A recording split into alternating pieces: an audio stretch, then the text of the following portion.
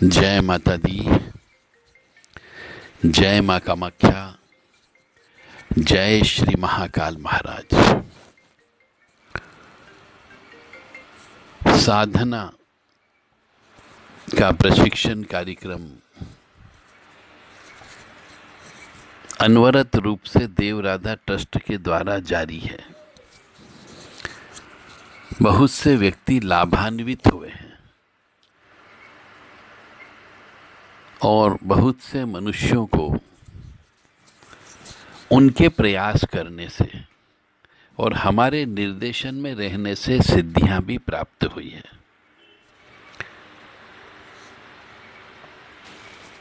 तो आज हम आपको कुल देवी जो भी हो, XYZ जितने भी व्यक्ति हैं, जितने भी कुल हैं, उन सबकी कुल देवी काली माँ है। अलग अलग नाम हो सकते हैं, अलग अलग रूप हो सकते हैं, परंतु सभी कुल देवियां जितनी भी हैं, चाहे कुछ अभी सात्विक बन गई हो, उनके बड़े बुजुर्गों ने वचन लेकर के उन्हें सात्विक बना दिया हो, उनके गांव के नाम से हो सकती है, बोलते बोलते अपभ्रंश भी हो गया नाम में, तो कुल देवी का नाम ही बदल गया, परंतु है काली रूप वाली है सब। और कुल देवता भैरव जी महाराज हैं। परंतु क्या हुआ कि बुजुर्गों के पाप कर्मों की वजह से, पितरों के पाप कर्मों की वजह से,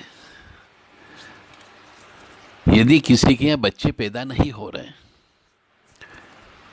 तो उन्होंने मंदिर मंदिर भटकना प्रारंभ कर दिया, गुरुद्वारे जाना चालू कर दिया, दरगाहों पे जाना चालू कर दिया,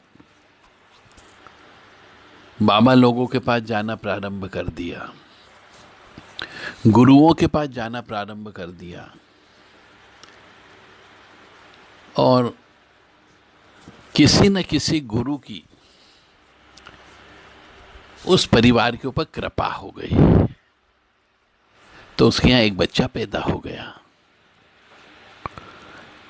तो बस उन गुरु महाराज को ही कुल देवता मान लिया, और अब उन्होंने भैरव जी महाराज को पूजने के बजाय, कुल देवी को पूजने के बजाय, वो ही जो महाराज जी थे, गुरु थे, उनको ही अपना कुल देवता मान करके उन्हीं के वहीं पे बाल देना प्रारंभ कर दिया। और बच्चे भी होते तो उनके वहीं लेकर के जाते हैं, शादी ब्याह होते तो वहीं लेकर के जाते। इस तरीके से बहुत से मनुष्यों ने अपनी कुल परंपरा को छोड़ करके ये दूसरी परंपरा अपना ली। इस दोष की वजह से बहुत से मनुष्यों को सिद्धियां हासिल नहीं होती है।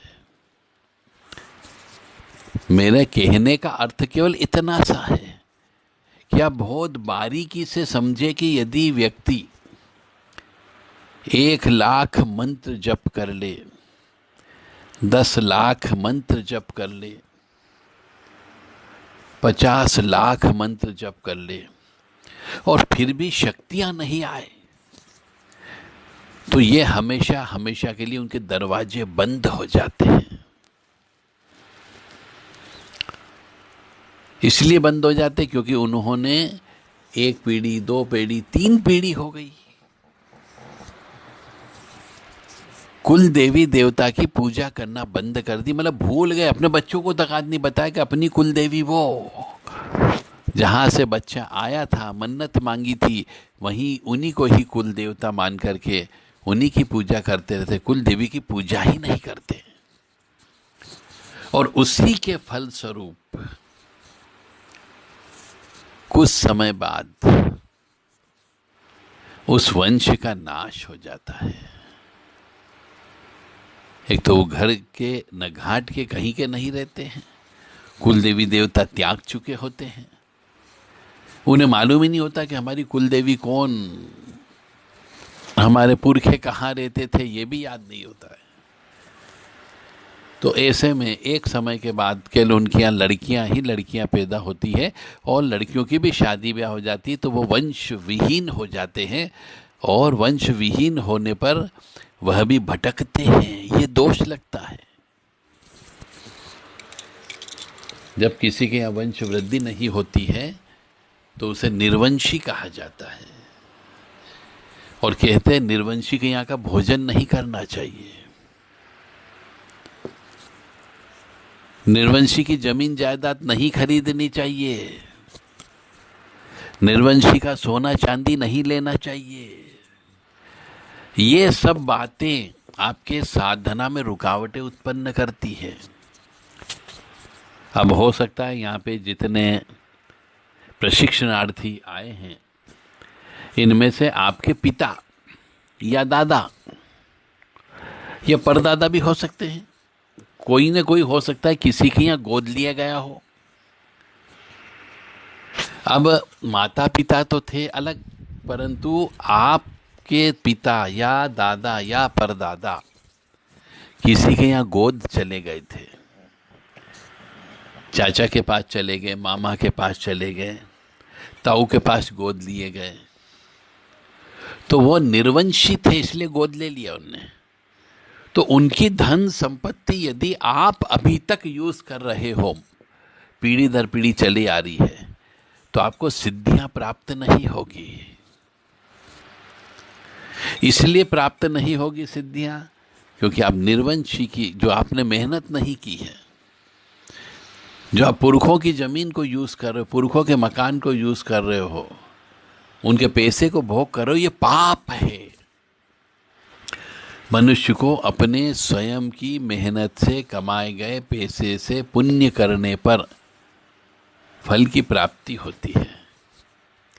ये तो आपके बड़े बुजुर्ग छोड़ के चले गए, आप उस पैसे से मौज मस्ती करते हो, उस पैसे से आप यहाँ पे आ गए, उस पैसे से आप यहाँ पे रजिस्ट्रेशन कराए, उस पैसे से आप साधना करोगे,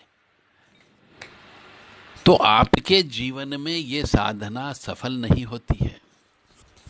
देवी देवताओं की साधना करना अलग बात है और प्रेतों की साधना करना अलग बात है। प्रेतों की साधना में यह प्रतिबंध लागू नहीं होता है, परंतु देवी देवताओं की साधना में यह प्रतिबंध लागू हो जाता है कि आप दूसरे के पैसे पर नहीं पलोगे बढ़ोगे। आपको पहले अपनी नाक कटाना पड़ेगी, पहले आपको अपने अंदर के मैं को मारना पड़ेगा। मैं इतना बड़ा आदमी, मैं इतने बड़े घर का व्यक्ति, ये भूल जाओ। साधना में कई बार भीख भी मांगना पड़ती है।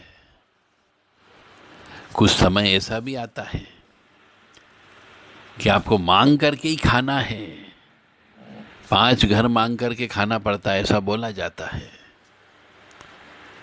अब 5 घर से 6वें घर में नहीं मांगोगे, सुबह भी 5 घर, शाम को भी 5 घर, वहां पर जो मिल गया वो खा लिया बस। और एक घर में जो मिल गया वही खा लिया, फिर 5 घर में से एक घर में मिल गया तो 4 घर छोड़ दो।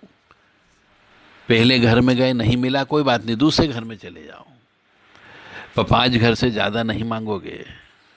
यदि 5 घर में भी आपको खाना पीना नहीं मिलता है तो आप भूखे रहोगे। ये भी साधना का एक पार्ट होता है। तो अपने आप के अहंकार को मारना पड़ता है। काली माँ का जो मंत्र होता है वह एक अक्षर का मंत्र होता है, क्रीम।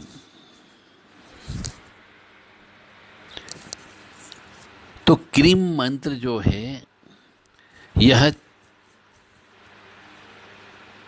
चिंतामणि कालिका का मंत्र है। क्रीम शब्द जो है, बीज मंत्र जितने भी होते हैं सबको महामंत्र कहा जाता है।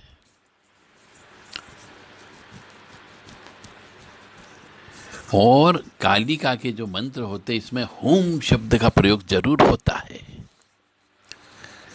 होम शब्द, होम होम, तो ये क्रोध को इंडिकेशन देता है। होम शब्द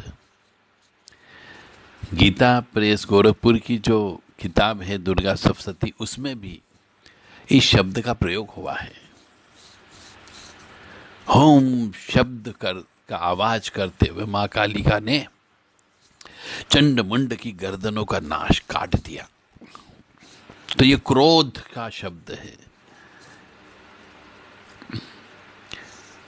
और ये स्पर्श मणि कालिका का है, मतलब कालिका का नाम है स्पर्श मणि, और एक है चिंतामणि। इस मंत्र से शब्द ज्ञान होता है, होम शब्द से। और एक और शब्द है रीम शब्द है, यह महामाया का शब्द है। होम क्रीम रीम, यह त्रैअक्षरी मंत्र संतति प्रदान कालिका का है।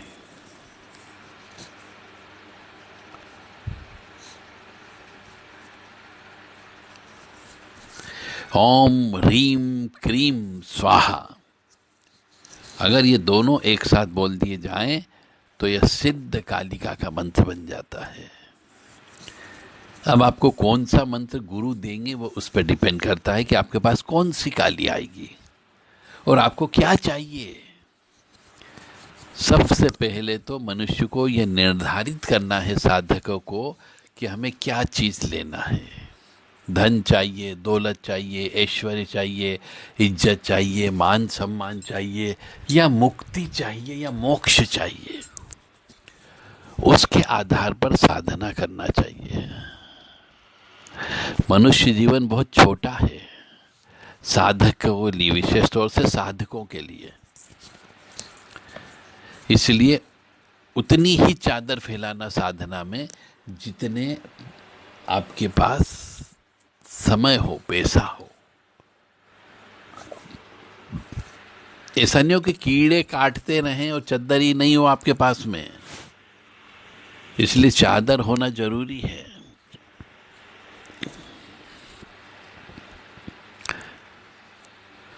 और किसी भी मंत्र की साधना करना है, मैं आपको यही प्रार्थना करूंगा, किसी गुरु, योग्य गुरु के मार्गदर्शन में करें। तंत्र की साधना करते हो तो आत्मा अभिषेक होता है। आत्मा अभिषेक के बाद में एक और अभिषेक होता है, और उसके बाद फिर एक और अभिषेक होता है। यह गुरु पर निर्भर करता है कि ये तीनों अभिषेक आपके कब करवाएगा।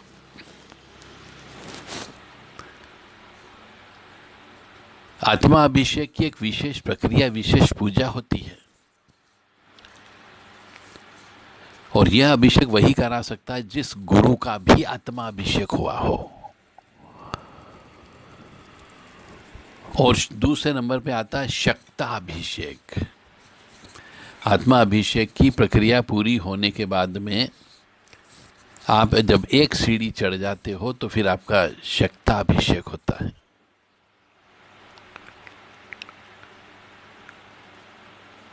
और ये भी सीढ़ी पूरी करने के बाद अब आप कब चढ़ोगे, आपकी साधना कैसी चलेगी, किस लाइन में जाओगे, कितनी आप मेहनत करते हो, कितना ध्यान करते हो, कितना योग करते हो, कितना तपते हो, उस पर निर्भर करेगा कि कितने दिन बाद तीसरा अभिषेक होता है, जिसको पूर्णाभिषेक कहा जाता है।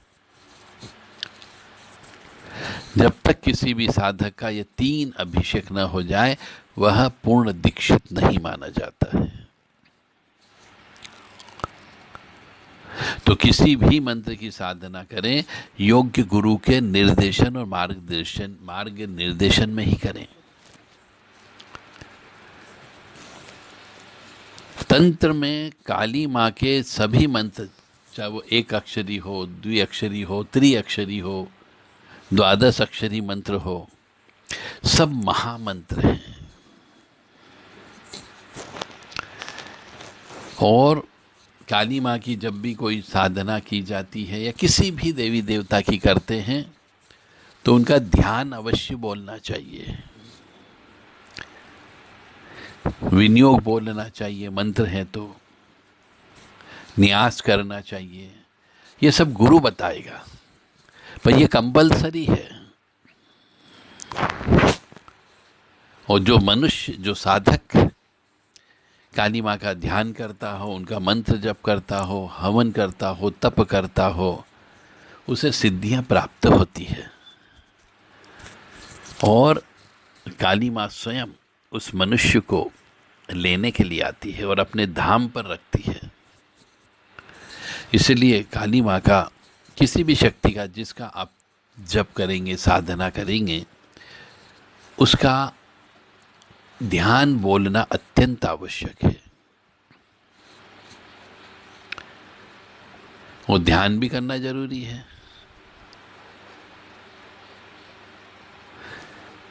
तो ये हुई बात हमारे साधना क्रम की, कि साधना करते हैं तो किन किन बातों का, बहुत बारीक बारीक चीजों का ध्यान रखना पड़ता है। तो काली का ध्यान जो होता है, सबके अलग अलग ध्यान हैं। हर गुरु अपने गुरु से दीक्षित होता है, वो काली माँ को अलग अलग तरीके से बुलाता है, अलग अलग तरीके से ध्यान करता है। राम ह्रीम काली के घोर दृष्टे, रुधिर प्रिय रुधिर पुणवक्त्रे, रुधिरावृति स्तनी, मम सर्वसतुनम खादे खादे, हिंसा हिंसा मारे मारे, बिंदी बिंदी छिंदी छिंदी, उच्चाटे उच्चाटे, द्रावे द्रावे, शो शो से स्वाहा। ये कवच जब हम बोलते हैं काली कवच, तो ये उसका मतलब माँ कैसी है, उसने क्या पहन रखे हैं, उसकी माला कौन सी है, वो कैसी दिखती है, यह संस्कृत में बोला जाता है, उसे ध्यान कहते हैं।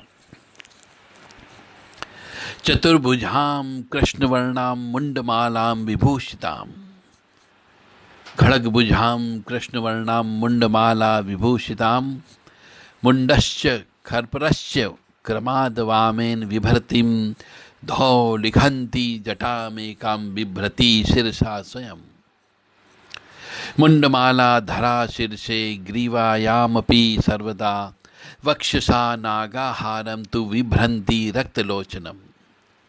काली माँ के जितने भी स्तुति हो, मंत्र हो, ध्यान हो, सब में कहीं न कहीं पर मुंडमाला शब्द जरूर आता है। और रक्त लोचन ये अवश्य आता है। इसका मतलब यह है कि काली माँ को रक्त बहुत प्यारा है। और यहां आए हुए सभी साधकों से मेरा विनम्र निवेदन है कि यदि आप काली या काली रूप से संबंधित कोई भी साधना, चाहे वो शमशान काली हो, चाहे वो महाकाली हो, चाहे कंकाली काली हो, भद्रकाली हो, दक्षिण काली हो, गुह काली हो, या काली स्वरूप वाली कोई भी काली हो सकती है, यदि उनकी साधना आगे भविष्य में करते हैं तो बिना बलि दिए कोई साधना पूरी नहीं होगी। यदि आपका गुरु सात्विक है तो वो आपसे बलि नहीं दिलाएगा, परंतु उससे नुकसान आपका ही होगा। तो एक शिक्षक होने के नाते हम आपको ये बता रहे हैं, बेसिक चीज है कि काली माँ की साधना करना, काली से संबंधित किसी भी शक्ति की साधना करना, चाहे 10 महाविद्या भी करोगे तो वो भी काली का ही रूप है। कोई भी 10 महाविद्या की साधना मीठे पर नहीं होती, बतासे पर नहीं होती, पीले लड्डू पर नहीं होती, पीले बूंदी के लड्डू पर नहीं होती है। बहुत से हमें साधक मिलते हैं कि साहब हम तो मैया जी को मीठे पर ही मना लेते हैं। अरे मान तो जाती है वो बेटे के लिए, परंतु एक समय तक, उसके बाद वो नहीं मानती है, और उसके बाद जो साधक मनुष्य होता है उसकी उल्टी गिनती प्रारंभ हो जाती है। बलि तो देना ही देना होगी। हाँ, सात्विक साधना यदि आप करते हैं तो उसमें बलि की आवश्यकता नहीं होती है। तो वो सात्विक कौन करेगा, तामसिक कौन करेगा, ये अपनी जन्म पत्रिका के लगन चार्ट से पता लगता है कि आपके इष्ट देवता कौन है या इष्ट देवी कौन है, किसकी साधना आपको करना चाहिए, उसी की ही करेंगे तो सही ट्रैक पर चलोगे और आप सफल हो सकते हो। परंतु आपने यदि बचपन से हनुमान जी को इष्ट बनाया हुआ है और अब मैं यहाँ पे बोलूँ आपकी पत्रिका देख करके तो कि भैया आपको तो काली माँ की साधना करना है, तो आप कैसे करोगे? आपके मन मस्तिष्क में, खून में, रग रग में तो हनुमान जी बैठे हुए हैं, तो फिर आप बलि कैसे दोगे? तो यहाँ पे कहीं न कहीं पे क्लेश, कर्मों में क्लेश की उत्पत्ति हो जाएगी। तो इसका निर्णय भी बहुत सावधानी से करना है, अन्यथा एक को पकड़ने के चक्कर में जिनको पकड़ रखे हैं वो छूट जाएंगे। तो इस प्रकार से किसी की भी साधना करें तो आपको ध्यान बोलना पड़ता है, और काली माँ के कोई सा भी ध्यान उठा लोगे उसमें रक्त शब्द अवश्य आता है। तो आपको बलि से घृणा नहीं करना है।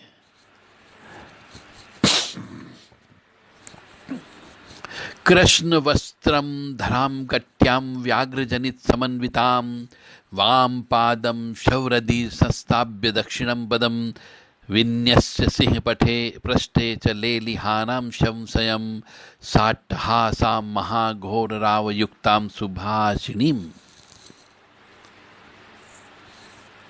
तो ये संस्कृत है और काली माँ शव पर विराजमान है, शव पर खड़ी है।